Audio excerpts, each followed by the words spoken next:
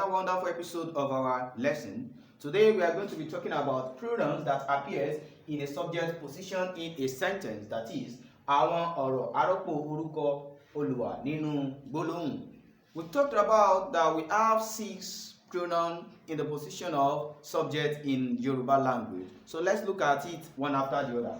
Mo, that is first person singular. Mo fẹ́ jẹ àmàlà. I want to eat àmàlà.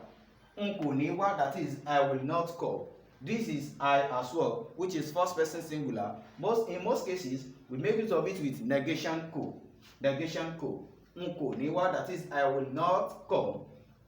First person plural. A fẹ́ jẹ àmàlà, that is, we want to eat àmàlà. If you look at this sentence and this first sentence, what differentiates the two is the subject pronoun that appears in it, which is mo and a.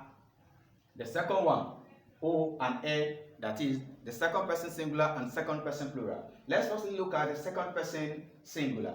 O pè mí, you called me. That's just a person. Ẹ pè mí, that is, you called me. We are talking about many people.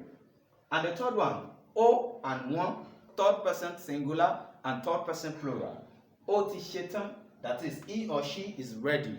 He or she is ready. Then the next one, wọ́n ti ṣetán, that is, they are ready. This is where we are going to stop today on our pronoun. By the special grace of God, we are going to continue on our next episode. Join us next time. Thank you.